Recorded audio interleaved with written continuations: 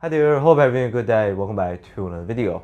Today we have a pair that I might have been too excited for, and this is the Nike Jkei 4.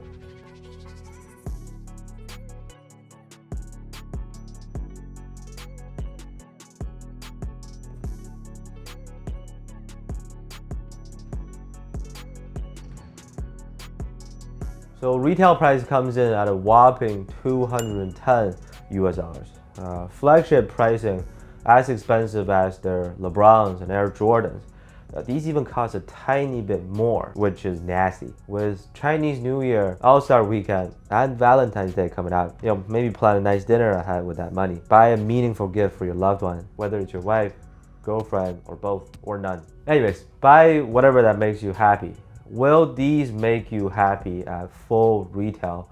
Let's get right into it. As to how the Jkei 4 performs, cushion did not disappoint. One of the bright spots of the shoe is how bouncy it is. I was able to get a responsive and dynamic feeling while wearing these, especially in the forefoot. It's technically a double stack setup, not as crazy as it sounds. Full length Zoom Strobel, and you have a ZoomX 3.0 insole. My question is, where did 2.0 go? This is a ZoomX drop-in midsole, a substantial amount of foam in a molded shape. But if you ask me to compare this directly against the Super Boom drop-in midsole on the 8085 Ultra from Wade, that's still better. Remember, there's full-length Zoom Strobel here too, that makes it more loaded underneath. It adds to the bounciness, but also makes the shoe a lot heavier. Almost 480 grams for my size. That's slightly heavier than the Adidas Harden Volume 10 and 82 in the same size, to give you a reference. About 100 grams heavier than the Jkei 3. However, because of that bounciness, you can still get up easily despite the weight. And there is a nice push when you're jumping around, so great cushioning setup. Traction is about average. It's got an irregular pattern with a big Nike swoosh in the middle.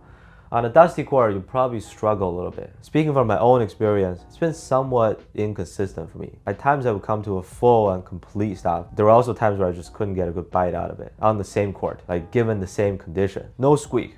I do not recall hearing a single millisecond of squeak coming from the bottom. So for those who care about it, this is completely silent. This also does feel very firm in general, so durability shouldn't be a problem. That's good news at least. For sizing, it might be a little tricky. I'll explain, but I believe the best option is to go true to size. Half size down would be too tight and painful. We'll get into that. Half size up might create too much empty space inside, partly because padding is minimal on the interior. Widthwise, the toe box is slightly pointy, very snug, about average in the midfoot section. To be safe, wide footers, you might want to try them on in person, and don't be shocked if it hurts like crazy as you try to put them on. This shoe is in fact hard to break it. Material, let me just start by saying this is just not a comfortable upper. The tongue sucks. Like, who designed it to be like this?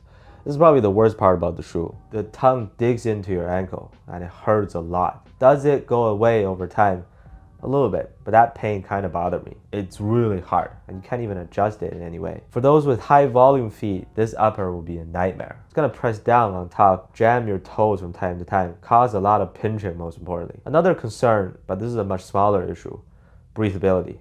Taking them off my feet was honestly a relief. Things were heating up in there. The colors died onto my socks too. We needed a better quality, more stretchy, more comfortable, more breathable upper on an expensive product like this, Nike. We'll finish off with the biggest problem I found, stability.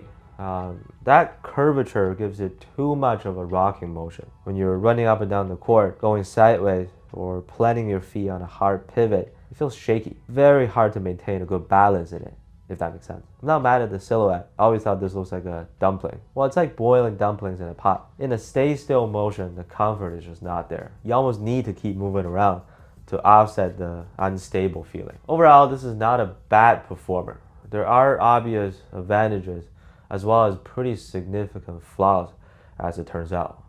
Cushion and bounciness, material comfort, stability, that's a big one. Traction against dust. Personally, for that disgusting full retail price, I think there are too many problems. If I spent my hard-earned $200-something on a shoe that continuously hurts my feet while I play, that is just not a great purchase, right? As simple as that. I'm gonna go ahead and put this into the B tier. Yep, that's already quite generous. But as always, feel free to share your thoughts on the Jkei 4 down in the comments.